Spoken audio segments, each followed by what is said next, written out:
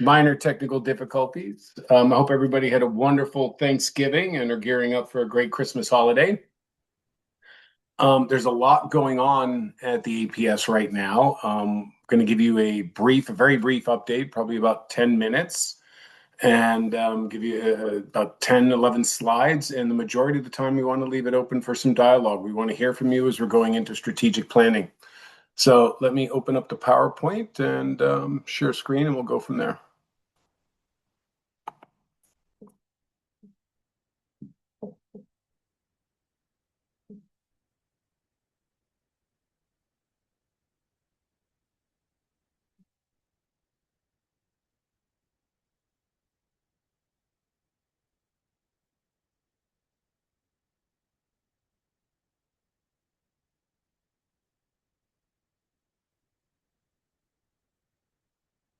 Okay, Tommy, can you confirm that the presentation's showing okay?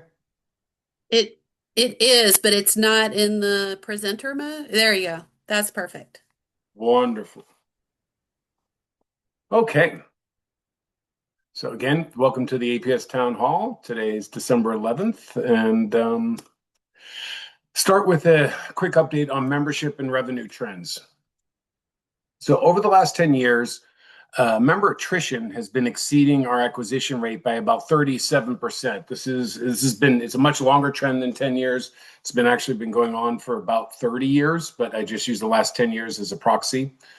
And the actual numbers of that is the memberships declined by about 27% from 32,000 to about 22,863 members. As a result of that, our operations revenue has declined by 19%, less than the membership decline because of some very innovative things that the team and the staff have done over the last 10 years to grow revenue. But operational revenue has gone down from about 3.23 million in a year to 2.63 million in a year. And of course, I was hired with a board mandate to grow membership. And we really, truly, and I mean this very, very genuinely, I came to the APS because of the opportunity that I'm seeing. And then after coming to the APS and learning what's been going on, we really we're very well positioned to go into a growth stage. And I'm going to explain that a little bit. Because of the work of my predecessor and the team and the board of directors, the APS is truly in the best financial position it's been in decades. They've relieved the debt, and the organization is financially stable. They've been in for a long time. They've been in penny pinching mode, and there was a couple times when it was looking quite bleak, but they dug themselves out of the hole, and we're now in a financially stable situation. Secondary to that and complementary to that was the amazing and incredibly generous donation from Al and Dottie Kugel. Thanks to them, we now have some meaningful budget available to strategically invest into scaling services and membership and to growing the APS. So what's happened is this has resulted in the board meeting that happened in October. The board has essentially agreed that it's time to shift our organizational mindset from crisis management to investing in growth. And we as a staff and me as the executive director have promised the board to have a fully fledged strategic and operations plan along with an enabling budget by the 31st of March 2026. And we are hard at work at that already. And in January and February, it'll be pretty much dedicated to strategic planning moving forward. And we've drawn a line in the sand. We've laid it down. We want to achieve positive membership growth in 2027. That'll be the first time in 30 years, the first time since 1997. Now, I don't know if that'll be one member or 1,000 members, but we do know that this trend can be reversed. We're confident that there's a lot of opportunity out there for us to tap into the lower hanging fruit of active collectors that are not members, as well as lapsed collectors that haven't collected in years, as well as reaching out to new audiences. And that's going to be really what the strategic planning process is going to be all about.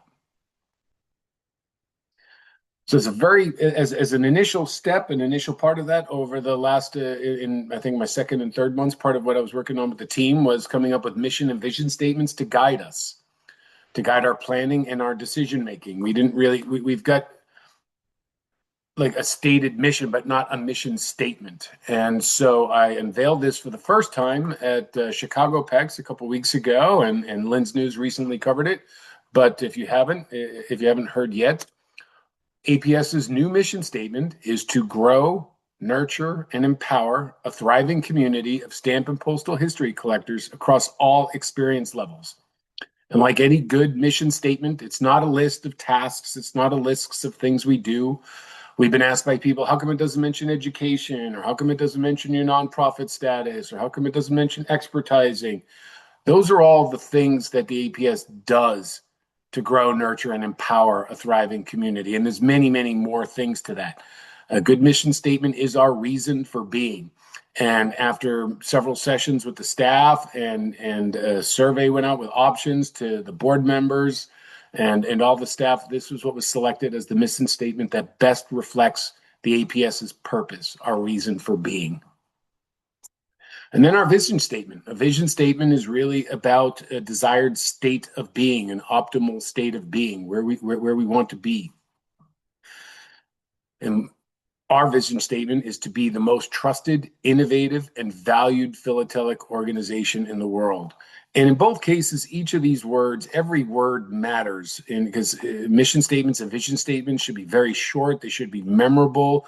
They're things that you repeat in an elevator when you're telling people what's the purpose of the APS. Well, it's to grow, nurture, and empower a thriving community of stamp and postal history collectors across all experience levels.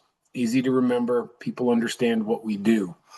And every word matters because it points to, as we go into strategic planning, the tactics, the initiatives that we pursue, that we innovate, that we do, all need to lead to help us achieve that mission. So what to expect as we move forward? Well, we really want to engage the community. I've had a couple of town halls now, one through the hub, another at Chicago PEX tonight. And that's part of the ways we're engaging the community, but also we're putting together some 7 advisory task forces. And each task force will have 2 to 4 very highly qualified community, APS community experts to meet regularly. And they're experts in the area of the task force. So each task force is going to have a very specific charter to define objectives, deliverables, roles, and responsibilities. And they're going to help us identify, in the early stages, these task forces are going to help us identify the initiatives that we're going to put into the strategic plan and that will fund and that will execute against. And then longer term, it'll move to more of a monitoring and evaluation, and additional task forces will be created downstream as we make achievements and bandwidth is created. We have other priorities and other objectives to get to, but we're very interested in engaging and involving the community, especially some of these experts, as much as we possibly can. One of the task forces is one that's already up and running and has been extremely helpful.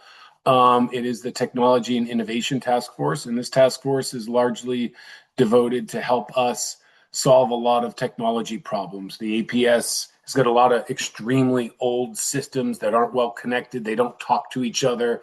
The accounting system doesn't speak to the membership system. The membership system doesn't speak to the library, etc. We need to fix this because all of this takes up a lot of staff time that prevents us from doing more productive things that technology can't solve for, but technology can solve for a lot of that. And a big part of this is going to be our website, which is something I'm personally very excited about. I know the membership has been hearing about the website for a long time now. I can't speak to the past, but I can tell you that we're moving in the right direction and that in 2026, it might be later in 2026, is going to be a comprehensive RFP process. We are going to launch a website that is truly engaging and extremely helpful in helping us execute our mission and providing tremendous benefit to our members. We're going to have a marketing task force to help us prioritize target audiences and how best to engage our affiliates, our clubs, and other areas, and how to reach out to new audiences as well as existing audiences. It's going to be an education task force that's going to very specifically help us identify what content to invest in. And because we know we need that. We have something like over 800 education assets, but many of them are very, very old and very low quality, not in terms of the content in them, but in their delivery. It's a very old PowerPoint, or it's a very old video with poor video quality or poor sound quality. What we want to create is some professionally produced curricula that will last a long time, that we can put forth in STAMP school and help people on their journey as they learn about philately and getting more engaged in it. Another thing the Education Task Force will be looking into will be on-site education. Summer seminar, we're going to reevaluate summer seminar and potentially doing sessions like that at some of the STAMP shows, et cetera. That plays a really, really important role in building the experts of tomorrow, which we all know is a pending crisis as many people are aging out of philately. We need more, we need to nurture and create more of the experts. Who's going to do the expertising? Who's going to be the mentor of tomorrow? And that's really hard to do in an online course. That's the kind of thing that really needs to be done in person, that level of education. So we'll be taking a very close look at that and finding a way to bring on-site education back into the APS. Going to have a task force focused on clubs, our chapter clubs. The way we look at this, we have 300 and some odd retail locations around the country that I'm not sure we're making the best use of. I'm not sure we're making use of them as recruitment entities for the APS as a club, and I'm not sure we're doing much to help them serve as recruitment entities for philately overall. So this task force will be really focusing on what can the APS do to, in a very cost-effective way that's not too time and intensive. We're thinking maybe something like a resource kit for club officers to help them run clubs with activity ideas and marketing ideas and how to promote their clubs and how to engage people at their clubs. Things of that nature, the types of things that this task force will be discussing and ideating around. And we'll pick a few initiatives that we think will be potentially high yield initiatives, and we'll do the needful to get them in play and test them out. Very similar to the chapter clubs, we're going to create a task force. I should state that most of these task forces invitations have already gone out to most of the members. There's still a few task forces, still a couple members that we still need to reach out to finalize these. But the Stamp Show task force, that will also be coming in very similar to the chapters and clubs. It's about how can we support the shows in a cost-effective way that APS can do, but do it in a way that's good for philately, but also good for the APS, that the shows are generating new APS members. The digital library will have its own task force, and that task force will focus on, what content should we prioritize. It takes a lot of effort scanning and deciding what goes in there, but the digital library task force is going to help drive that. I think we're getting very close to announcing some big progress in that regard. There's been a lot of work done internally on the front end of that library on how to search it, and that will be launching in the coming months, and I really look forward to announcing that. And now that those improvements are made on the usability, the searchability of the digital library, the task force is going to help with prioritization of content as well as other areas in terms of how we maximize engagement with the library. And then lastly, we're creating a philately for all task force. This is really about inclusivity. This is about making philately more accessible to people, to non-serious stamp collectors. How can we make one of the things that when I went through a lot of the older research and talking with lapsed collectors, people that are not serious collectors, they get a little bit intimidated by philately. It seems that it can be a bit scary to them. So how can we present philately in a way, and how can we make stamp shows, how can we make the APS more inclusive to everyone, no matter what kind of way you collect? As per our mission statement, it's across all experience levels, and there's really no wrong way to collect anything, right? You're just collecting something that you enjoy and that you love, and there's various levels of degrees of specialization in there. So this task force is really going to be focused on that inclusivity, so that entry point, people can get more engaged and do it in a way where they feel welcome and part of a community. We're going to continue with member stakeholder engagement like this town hall right now. We've just completed an annual member satisfaction survey. I'm expecting the final results on those very, very soon. That survey, I hope many of you took it. It was not intended to be a deep dive into any one area. It was intended to be a broad stroke. How many members are participating in what programs and utilizing various tools, so we have an idea. We need to know how many people are using things to understand their relative importance to the community overall. But then also, if you've used it, were you satisfied with that usage? So we're really looking forward to getting that back, and that's going to play a big role in helping us prioritize our strategic plan and our initiatives. There'll be more town halls and workshops. We'll be having in-person town halls at NAPEX, WestPEX, and Boston. And then we'll also be doing some targeted feedback sessions, particularly around circuit sales and summer seminar, where I'd love to get a group of people that participate in circuit sales. Circuit sales definitely has some problems, but we think that they're solvable with some changes, but we want to engage the users of that service and get their feedback on where we're thinking of going with it, so that we can design it in a way that it works for the APS, that it stays a net positive, not a loss maker, but it doesn't cost money. It makes a bit of money because it fills a really important role of getting some of the less valuable stamps physically in the hands of people.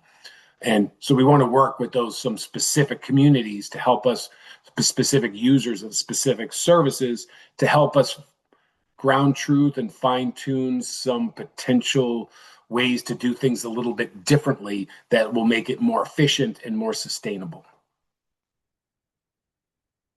So with that, I will open it up to questions, and Tomalee will moderate. But I guess I'll just start with one question that was received by in advance from the community. I forget exactly who mailed it in, but somebody asked if membership rates were going to go up because of all these new positions, that the job vacancies that we're seeing from the APS.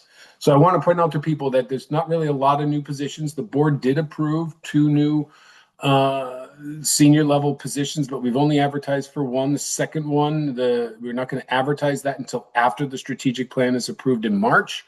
And so the one the board approved was the VP of Operations. That's what that was about. That was the one new senior level position that was created, and we're soon to make a selection and an announcement on that.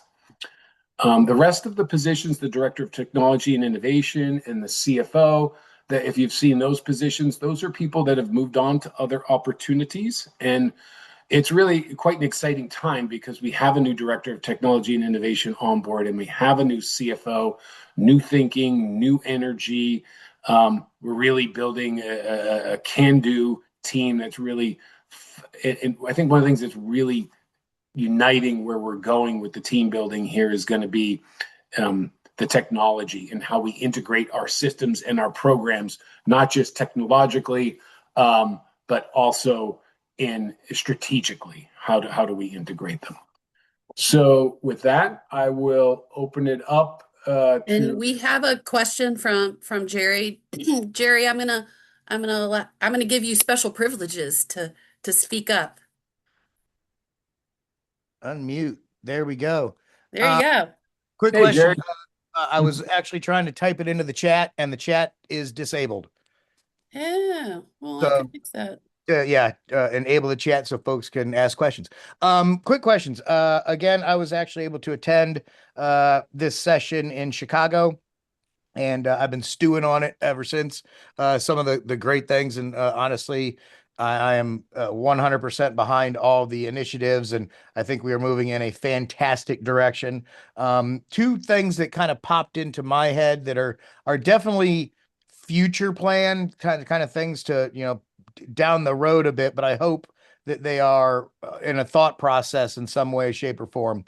One, is there any, as the new website gets rolled out, is there going to be any segmentation, any plug and play kind of thing that will be available to clubs, or I'm part of the France and Colonies Society, that our journal could utilize some services through the APS for our website or for our renewals or whatever, just being able to use the APS as a hub to bring, using Tom Lee's great term for as a hub for all of these clubs and societies to give that value and bang for the buck. You need to be a part of the APS because you'll branch off into your specialty. You have that additional value as a central location, if you will, for services and ability for clubs to use it. And then the second question, and then I'll let you answer them both. Second question, I was standing in my local post office yesterday, and as I perused around, there was nothing in there about the APS. Is that ever, I know you came from the coin world, is that even a possibility to partner with the USPS as a, hey, put these brochures, put this kit, put these flyers, put something in a location where people are buying stamps anyway, that, oh, hey, there's a club that does that, and being able to outreach to the general public through those massive opportunities of something like the USPS. Thanks, Jerry. Great questions. In terms of the post office, I'll start with that one first. That's definitely on the list of things for the marketing task force to look at. I don't know what they will allow, what they won't allow. Yeah, I did come from the Mint, but the Mint is different. It's not like the post office. We don't have all those retail locations, but the post office has more retail locations than I think any. I think there's more post office locations than any other brand, more than any gas station or even 7-Elevens and things of that nature. So that's something we definitely want to look at how we can leverage that and how we can partner with them. I did talk with the people from the USPS at the Great American Stamp Show in Schaumburg, so they know that this discussion is coming. What they will allow, what they won't allow, I don't know. We'll work with the task force. We'll come up with a couple of specific ideas that are easy to implement and ask, and then we'll ask them and we'll see what we can do there. On the website, also a very auspicious question. One of the things we get back from a lot of the clubs and as well as some of the affiliates is that one of the bigger challenges they have is the infrastructure, right? Like, I have to maintain this website. I have to maintain this mailing list, and I'm inheriting it from so and so, and I don't know the password, or I don't know how to update my DNS entry, or this, that, or the other thing. So we're really looking into that. We very much we think that is probably an area that APS can provide good value in terms of to the clubs, but also how it provides value back to the APS by helping them with that technical infrastructure, providing that infrastructure for them and maintaining it for them in a way that works for them and works for the APS. Did that answer your question, Jerry? It's probably on mute now. He is on mute. We do have two additional questions. Jerry, did you? Yes, it did answer Jerry's question. So we have a question from Robert, and the question is, are you looking to make philately more affordable in order to make it more accessible? That's a really good question. I don't know that if I understand the premise of the question, I don't know exactly what you mean by more affordable. I think when we get into there's things we can do in education. We can provide resources. We can provide low cost, like print your own stamp books, et cetera, around certain themes or certain areas. There's different things we can do there. But I think one of the areas that APS really can stand out in is sort of in circuit sales, but it doesn't have to be circuit sales itself. It could be online sales as well. We need to find a way for low-cost stamps to be traded, sold among members, right? And we don't really know. It's going to take some thinking on how to do that, right? I'm not sure we can do much to make a stamp cost less. If it's rare, it's rare. But I think there's other things we can do around it to help Yeah, people get involved without a lot of expense out of their pocket. I'm really thinking of accessories more than stamps, I think. Yeah, things like, that I Albums. think is something we can do. Um, and we have some that they're kind of buried on our site right now, Robert. And they're kind of out of date. They need to be updated. We're going to be taking a look at that and figuring out which ones to update and how to create them. Today, with technology, I think it's going to be a lot easier for us to leverage technology to update some of those pretty quickly and bring them further out so that people even know we have these, some of these accessories. Okay. We also have a question from Sid, and Sid belongs to two chapters that are in trouble because there are few or no volunteers to take on the work. What help can APS provide?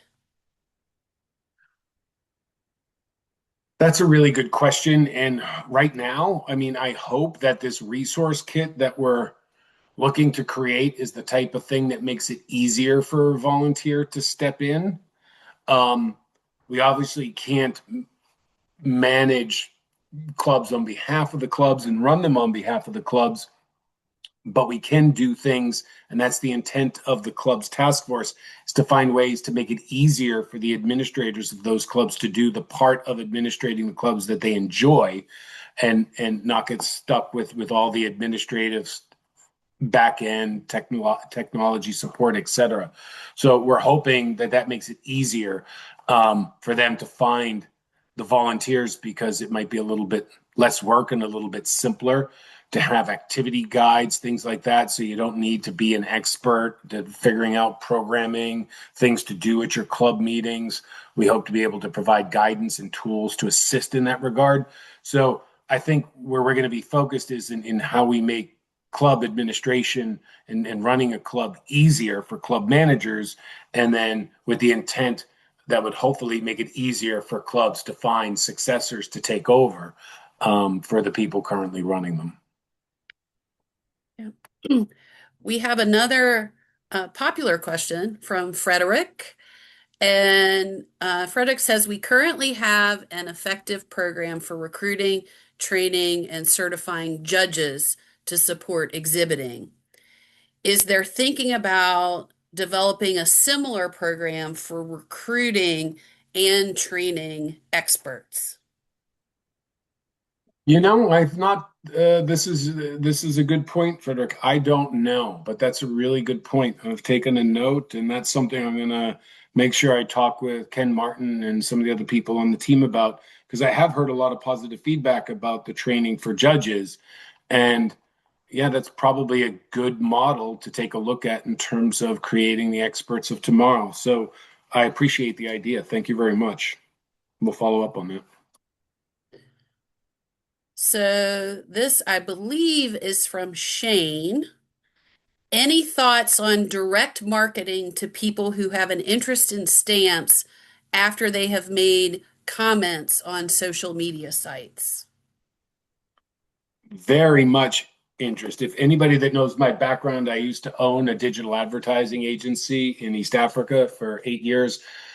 We're not at the stage right now, and I want to manage some expectations. We cannot do much to market the APS right now because of the state of our website.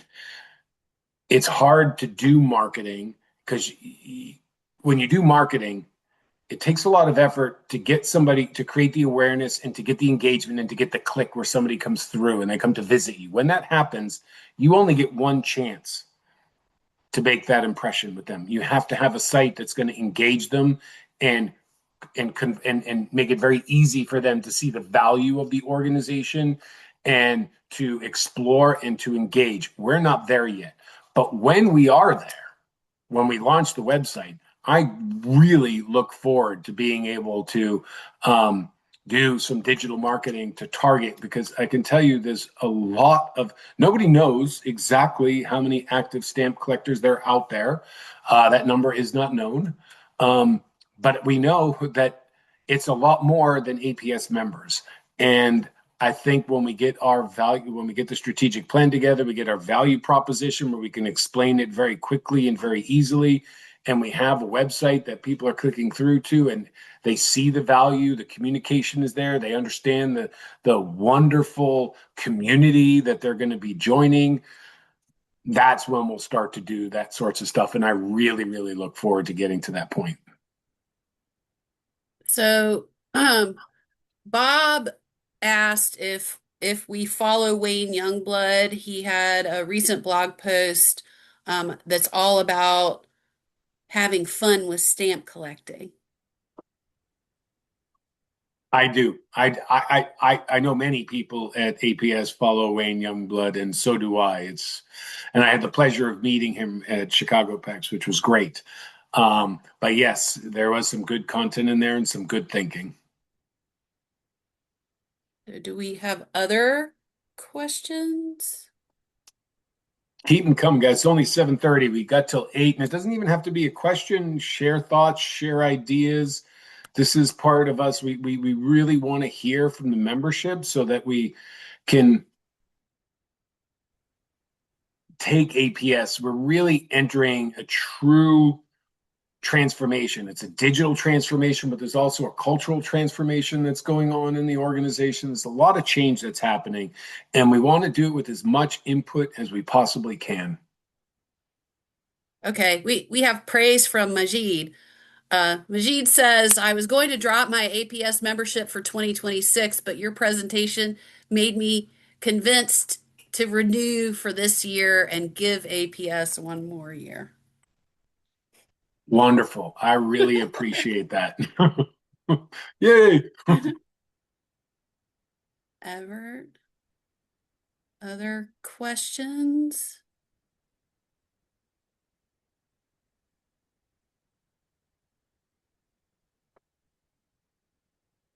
Comments?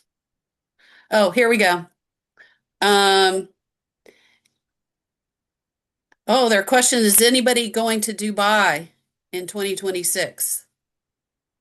Right now, we don't have any plans to be there. We're really focused here and on Boston for 2026. We've got some big plans for Boston.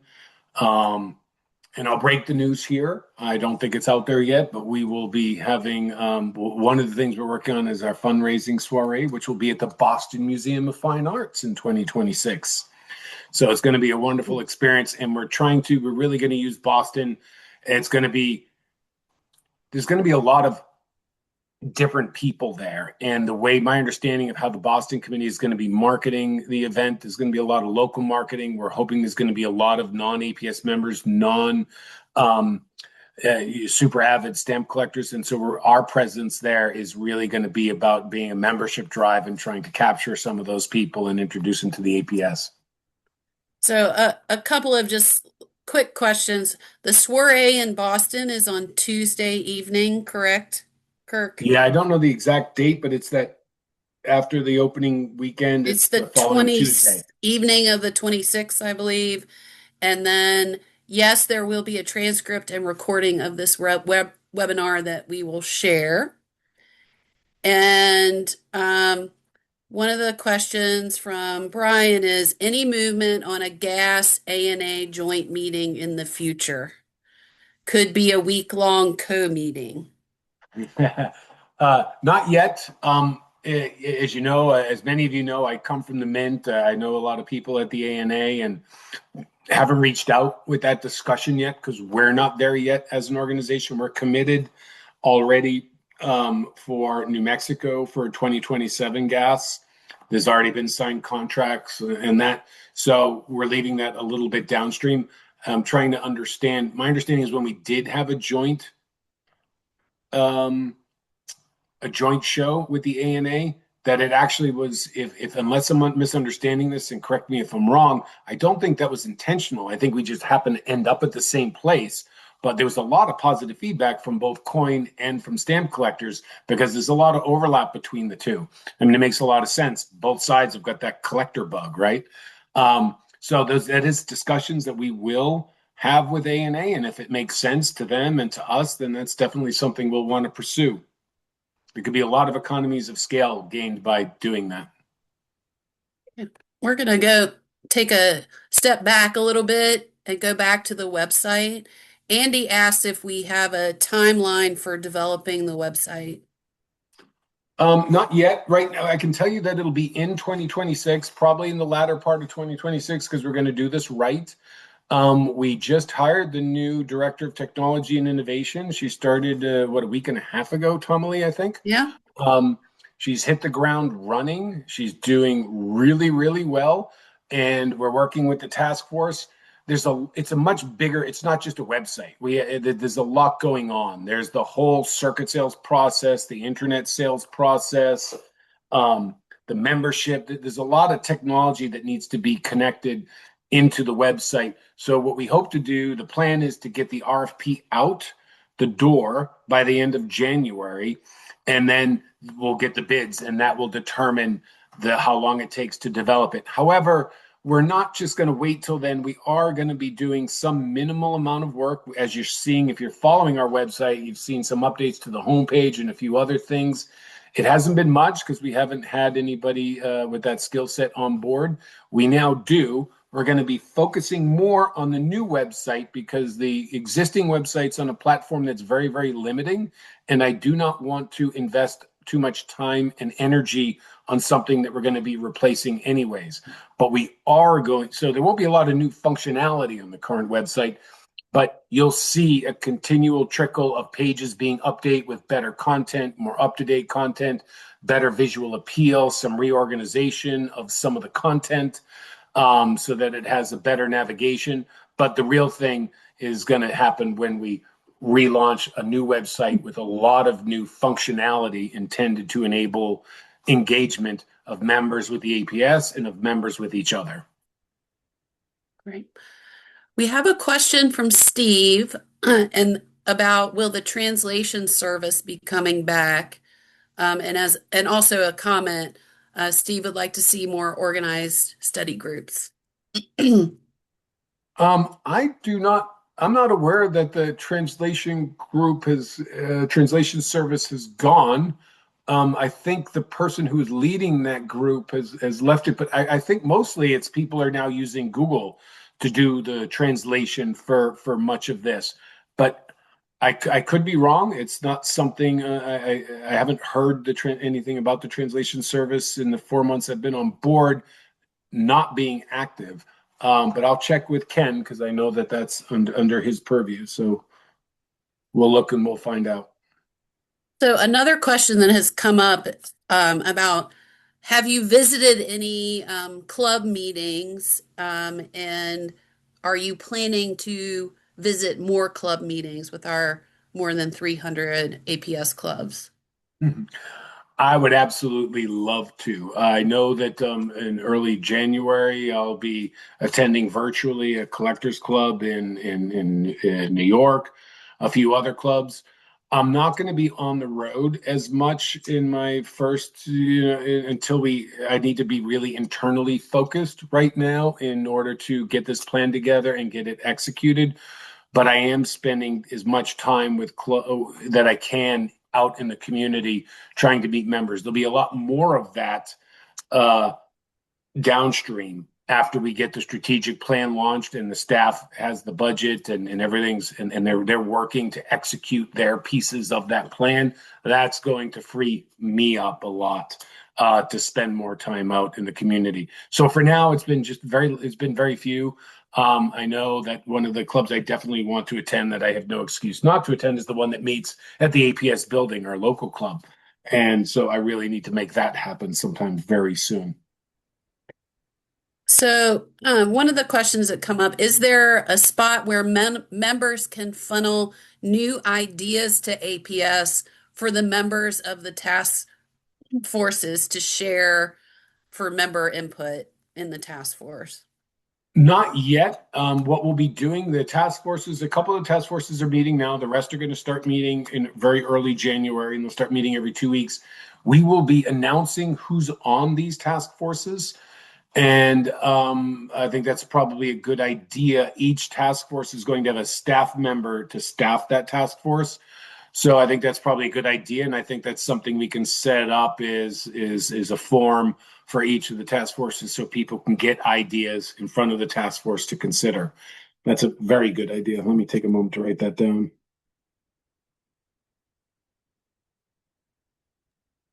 Go ahead, Tom Lee. I Okay. can listen to what I'm writing. So this is from Jeff Stage. The hobby covers a huge tent in regards to interests. Culling out what to stress can be challenging. Can you talk about how to create a focus on specific groups, and how does marketing come into play in developing some focus? Did you say the earlier part of that question again?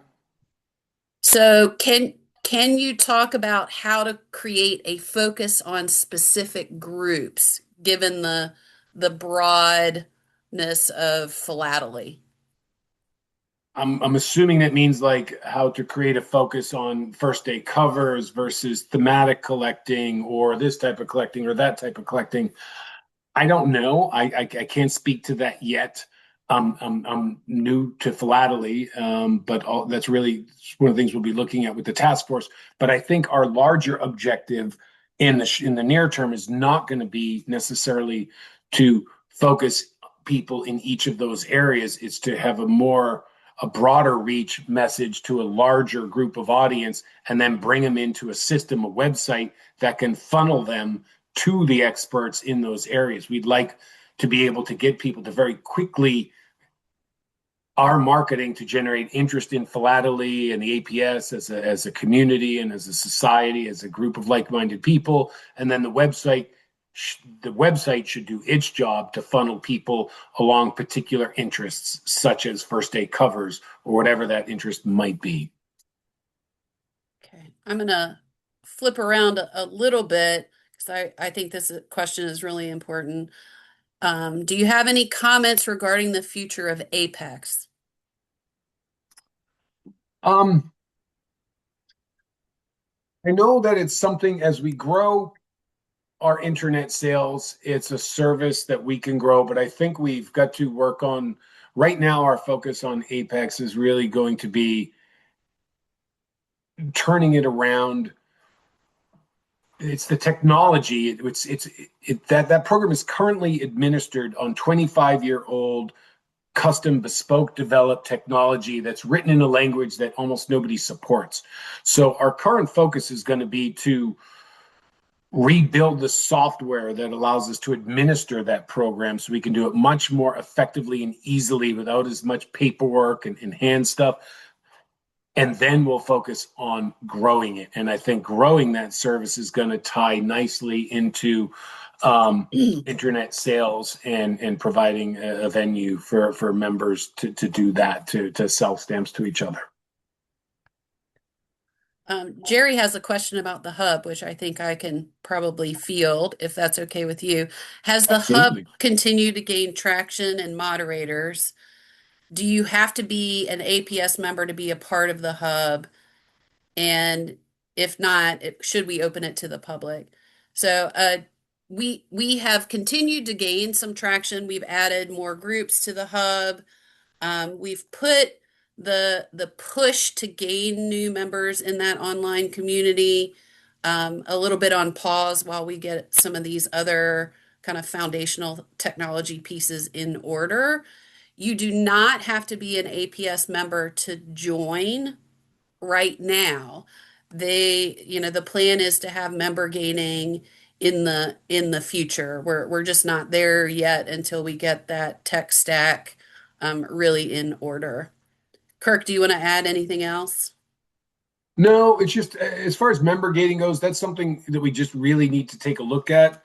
And whether it's the hub, whether it's Stamp School, whether it's the digital library, there's a lot of things that we do for members. And part of the thing that I need to do with the staff and with the board is to figure out any membership organization like this. There's really 3 tiers of services, right? There's a first tier of services that you leave open to everybody. And that doesn't matter who, you don't need to be a member, you don't need to be logged in.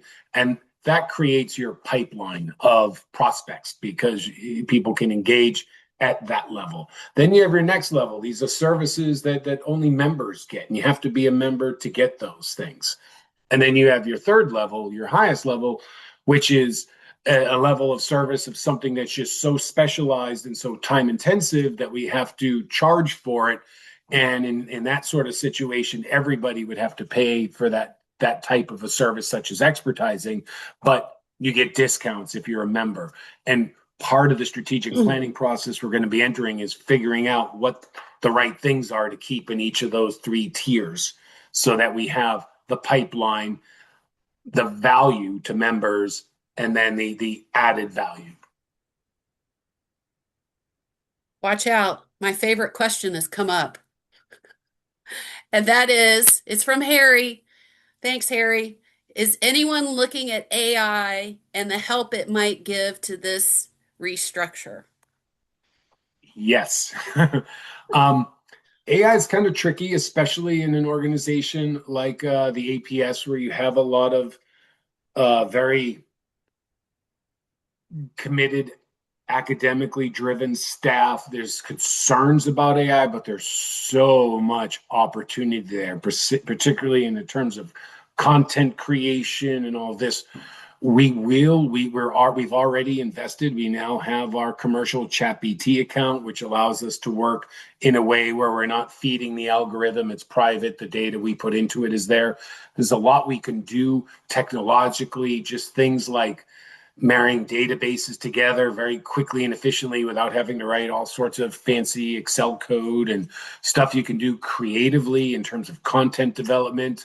We can potentially use AI to listen to something that was recorded at a summer seminar 30 years ago and has relatively low quality. We could run that through AI and turn that into a transcript.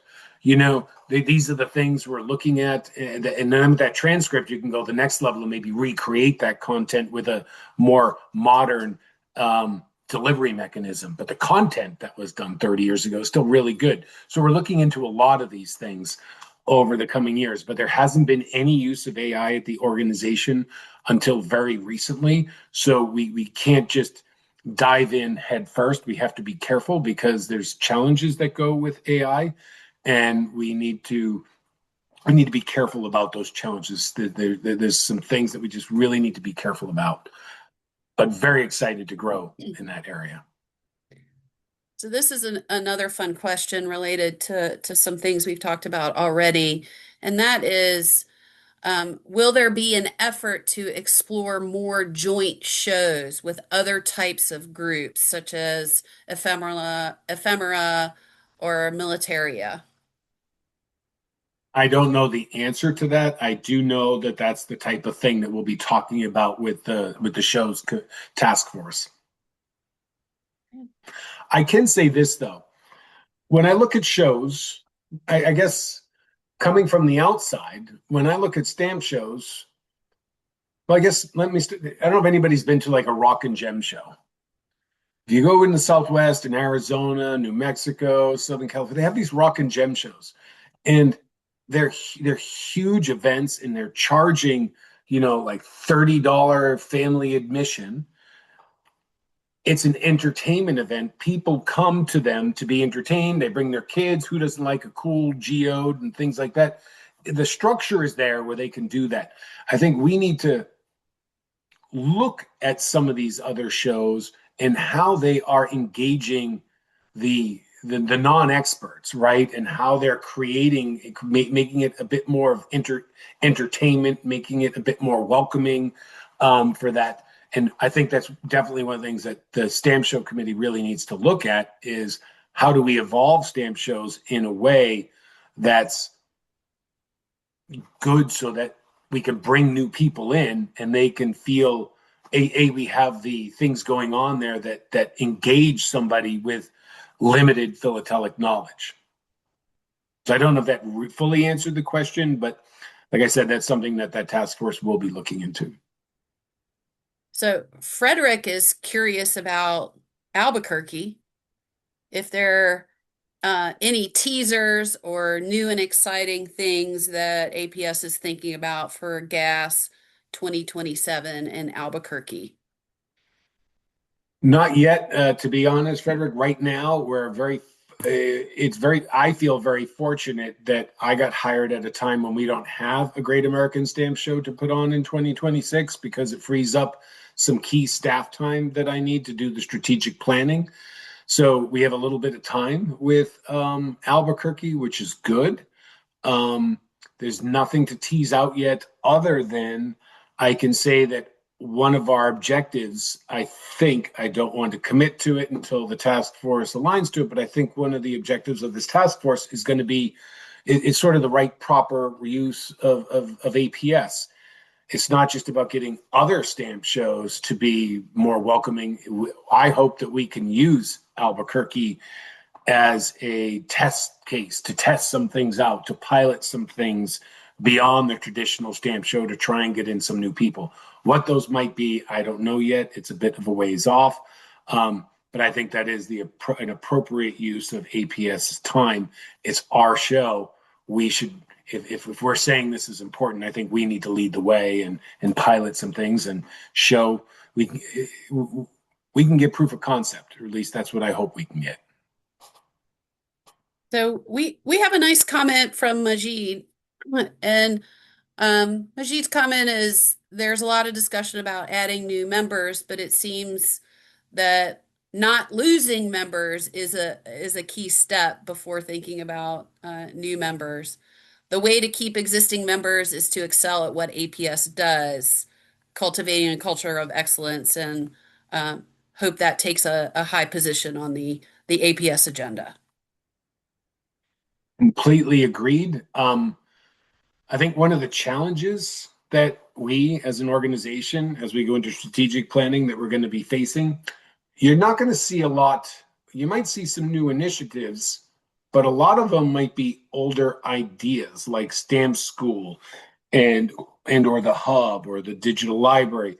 We're not really looking to start over with a bunch of new things. We have a lot of programs that we've developed that I'm not sure we've completely gotten them to the place where they need to be, where we've made the right investments to create the infrastructure and the access and tie them together. Like, for example, right now, if you log into our website, but if you want to log into Stamp School, that's a separate login. If you want to go to look at the catalog in the library and look at what's in the library, that's a separate URL. That's not stamps.org. The digital library is on yet another URL. So we want to get to a point where it's single sign-on so that you're getting into all these things at once and providing that comprehensive experience. And we really want to focus on doing a few things really well at 100% rather than doing a lot of things at 50 or 60%. If we're going to do something, we want to do it well. Everything that's in the strategic plan is going to have measurable goals and objectives, SMART goals. These are going to tie into staff's performance plans. This is what I mean when I was talking earlier about it's also a bit of a cultural transformation. We really want to become a performance organization and create where we're all rowing in the same direction and everybody knows that this program connects to this program in this way, and they all lead up to our enterprise level goals, which I'm happy to share. Our enterprise level goals will, of course, be membership, revenue, and engagements. Engagements are key because it doesn't matter whether you're liking a social media post, filling out a form, requesting materials, education materials, anything can be an engagement. And the more we want to track and measure engagements, because the one thing we know for certain is the more engagements we have, that leads to revenue and that leads to membership. So I hope that answered that question. Great. So Sid is super excited about gas of the future. and is wondering what we're thinking about after 2027. Well, let's just manage. Sid, I'm glad you're so excited. I'm not sure. I don't want to create a false expectation. I don't think in 2027 it's going to be like a completely new show. We're going to be piloting some things there to get proof of concept and then scale that rather than dive headfirst and completely reimagine what a stamp show should look like. We'll pilot a few things in New Mexico and make sure that that works. And also, like, I'd like to be able to put a little budget into marketing a stamp show to get attendance there. And our job is going to be to have enough there to engage these audiences because, as we all know, we've been to stamp shows. It's kind of hard for a stamp dealer to spend much time engaging with Joe Schmo, who's not a serious collector, who isn't there to buy, is there to see if he's interested. We need to find that balance. How do we engage our dealers? How do we engage our affiliates? What do we do at the show? And so that's what we'll be looking to do in New Mexico, is to pilot a few things, get some proof of concept, and then scale them. Great. And then we have a question from David, and this has come up for us before in recent months. How will the APS combat philatelic fraud in the retail sector moving forward? And will the disciplinary list be updated? Bad actors list. The what list? I call it the bad actors list. I'm not sure what that refers to. I know that we still do what we've always done. We receive complaints, and the Board of Vice Presidents addresses those complaints and has findings. And that has to do with membership, and we're going to continue to do that. There's not what we can do. I know we can do some stuff in terms of education. There's a lot of content that used to be published pretty regularly. I forget what it was called. It was something or fraud or real or genuine or genuine or not. We can post education stuff to help people protect themselves. And within the APS environment, you have recourse. You have the board of vice presidents, and you have that structure to complain. Outside of the APS environment, I'm not sure what we could do, in other words, to protect somebody from buying something fraudulent on eBay or on some other source outside of the APS. Unless, of course, it's from a known APS member, then you would still have that recourse. Hello, Kirk. I don't know if you can hear me. This is David Yeah. Sachs. Welcome to the APS. It's a privilege and honor to speak with you and to everyone here this evening.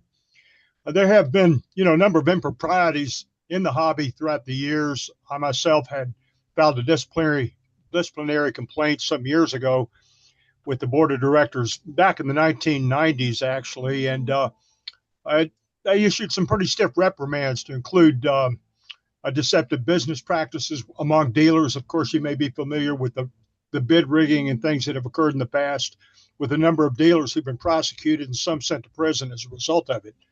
So I think that we should remain vigilant in that respect because there is a considerable amount of it still out there. And not just that, but also when you consider forgeries and other kinds of things that take place to take advantage of naive or new collectors, et cetera. But anyway, I certainly thank you for your response, and it's certainly nice to meet you. And I will say a very Merry Christmas, Happy Hanukkah, a great holiday season for all, hopefully, and a very Happy New Year to you. Perfect. Thank you, David, and thank you for the input on.